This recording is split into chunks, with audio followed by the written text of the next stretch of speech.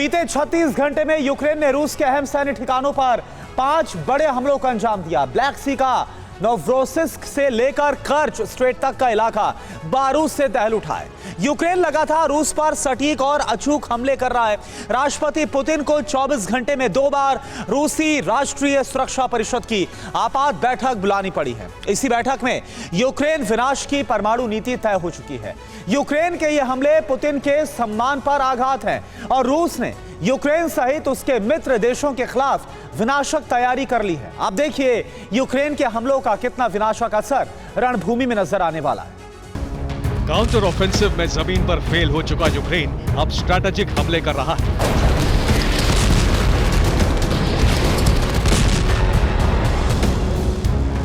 उसके निशाने पर रूसी सैन्य मोर्चों से ज्यादा उसके वो ठिकाने हैं जो रूस के बहुत महत्वपूर्ण हैं।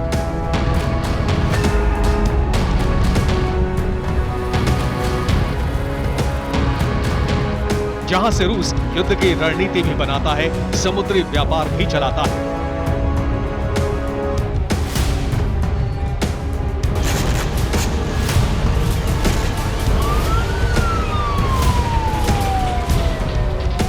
यूक्रेन के निशाने पर रूस का ब्लैक सी फ्लीट, कर्च स्ट्रेट और कर्च ब्रिज है।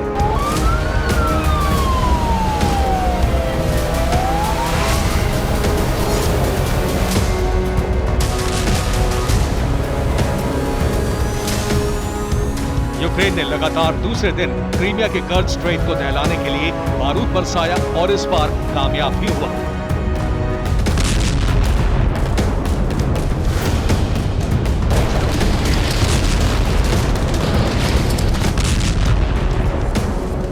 चार अगस्त की रात को ब्लैक सी में यूक्रेन का एक और यूएसवी उतरा। इस बार इसका टारगेट था कर्च स्ट्रेट में विस्फोट।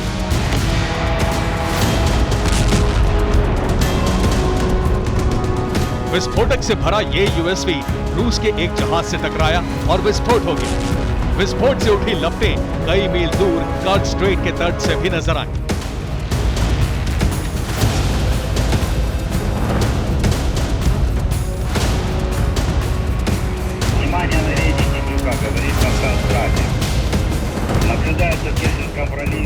इस हमले की रिपोर्ट मिलते ही रूस के तटरक्षक बल नौसेना ने चेतावनी जारी कर दी।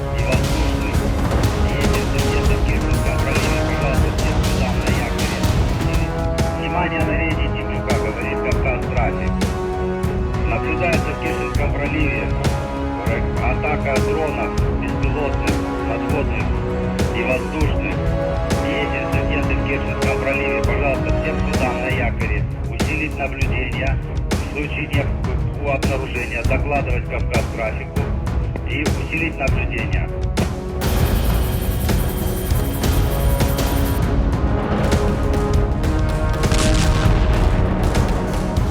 धमाके की खबर लगते ही कर्च स्ट्रेट में समुद्री यातायात बंद कर दिया गया। एक नागरिक रशियन टैंकर जहाज हमले में तबाह हो गया। धमाके से जहाज का कांच चटक गया। कई कर्मचारी कांच लगने से जख्मी हो गए। रूस ने कहा कि यूक्रेनी सशस्त्र बलों ने यूएसवी हमला किया है। इसके बाद तबाह हुए टैंकर से रेडियो संदेश जारी किया गया।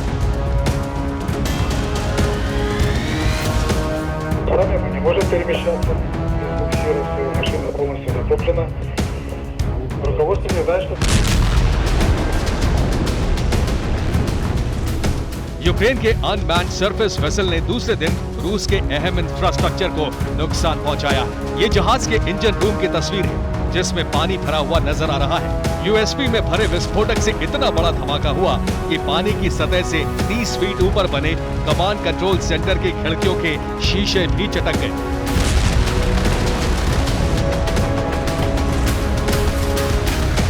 जहाज के अंदर धमाके से कितना नुकसान हुआ ये तस्वीरें बता रही हैं। रूस की मरीन फोर्सेस ने तबाह शिप को टग बोट से खींचकर रेस्क्यू कर लिया है।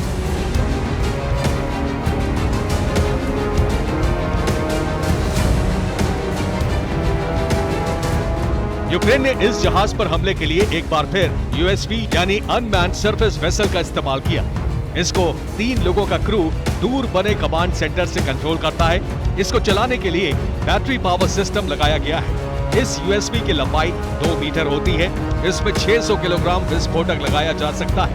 पानी पर इसकी रफ्तार 8 नॉट यानी करीब 15 किलोमीटर प्रति घंटे होती है। ये टारगेट के नजदीक पहुंचकर फट जाता है। यूएसवी की कीमत 24 लाख रुपए से 1 करोड़ रुपए तक होती है, लेकिन ये मामूली सा यूएसवी रूस के करोड़ों के जहाज तबाह कर रहा है।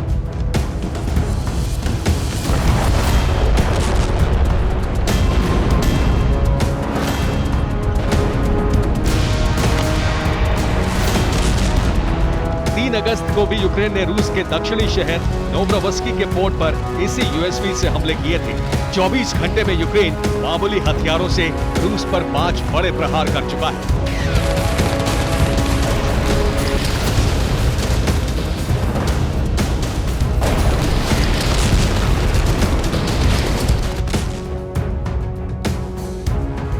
अब आप देखिए जो इस वक्त हालात है, इसको लेकर आपको और इंफॉर्मेशन दे रहे हैं। 24 घंटे में लेटेस्ट यूएसवी हमला यूक्रेन ने कर्च स्ट्रेट में किया। ये देखिए ग्राफिक्स के जरिए आपको हम पूरी इंफॉर्मेशन दे रहे हैं। इस हमले में एक टैंकर शिप तबाह हो गया। इसके बाद कर्च स्ट्रेट के समुद्री यातायात को हाई अलर्ट पर रखा गया है। और इसी के साथ दूसरा हमला कुर्स्क शहर पर कामकाजी ड्रोन से किया गया। इस हमले में रूस की एक प्रशासनिक इमारत पूरी तरह से तबाह हो गई है, क्षतिग्रस्त हो गई है।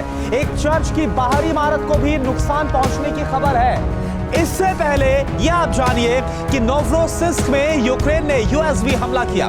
इसमें ब्लैक सी फ्लीट का एक जहाज तबाह हो गया। रूस के ओलेनगोस्की एम्फीबियस जहाज को काफी नुकसान पहुंचा। यूक्रेन ने क्रीमिया पर 13 ड्रोन हमले किए। यूक्रेन का टारगेट क्रीमिया का फेदोसिया था। फेदोसिया में दरअसल रूस का बहुत बड़ा ऑयल डिपो है, यह आपके लिए समझना जरूरी है। लेकिन रूस ने यूक्रेन के सभी 13 ड्रोन हमले नाकाम कर दिया। आगे इंफॉर्मेशन क्या है ये भी आप देखिए। मॉस्को पर भी यूक्रेन ने 7 ड्रोन से हमले किए। रूस ने ये सभी हमले नाकाम कर दिए। तो ये हालात इस वक्त वॉर जोन के नजर आ रहे हैं।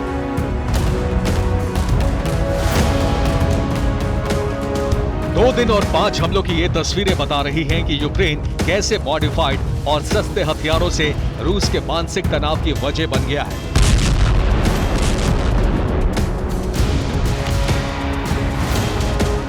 रूस के अहम सैन्य ठिकाने जिन तक यूक्रेन की पहुंच नहीं थी, अब वहां आए दिन हमले हो रहे हैं।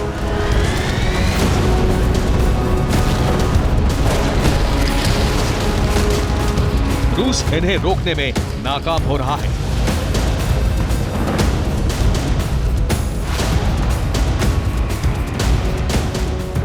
ब्लैक सी में यूक्रेन रूस का असॉल्ट वॉरशिप तबाह कर चुका है।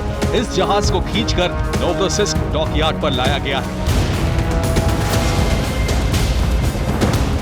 2 दिन में 2 यूएसवी हमले हो चुके हैं। दोनों वीडियो यूक्रेन के रक्षा मंत्रालय ने जारी किए हैं। मतलब साफ है कि यूक्रेन इस हमले की जिम्मेदारी ले रहा है।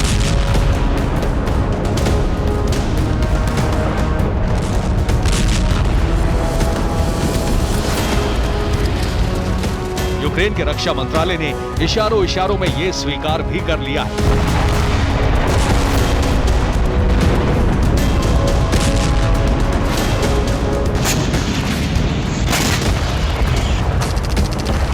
यूक्रेन के लगातार हमलों के बाद राष्ट्रपति पुतिन ने 24 घंटे में 2 बार रूस की राष्ट्रीय सुरक्षा परिषद की बैठक बुलाई।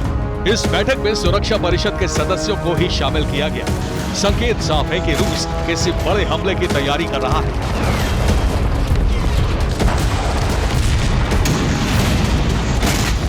अब से पहले जब भी यूक्रेन ने कर्च स्ट्रेट या कर्च ब्रिज पर हमला करने की कोशिश की, तो पुतिन ने यूक्रेन पर बारूदी बारिश कर दी।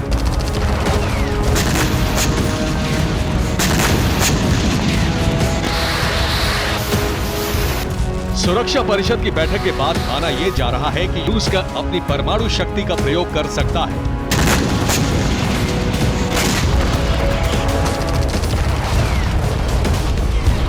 सत्रह जुलाई को कर्च ब्रिज पर हमले के बाद पुतिन ने बयान दिया। पुतिन ने कहा कि कर्च ब्रिज का सैन्य इस्तेमाल नहीं होता। यूक्रेन नागरिक सुविधाओं पर हमला करके आतंकवाद बढ़ा रहा है। रूस इस हमले का जवाब देने के लिए अपनी संपूर्ण शक्ति का इस्तेमाल करने को आजाद है।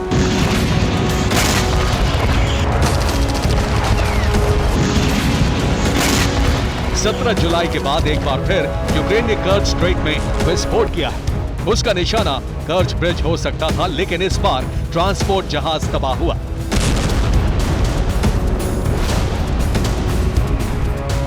पुतिन के सब्र की सीमा टूटी तो रूस सच में न्यूक्लियर हमला भी कर सकता है। Bureau report, TV9, Bharatvarsh.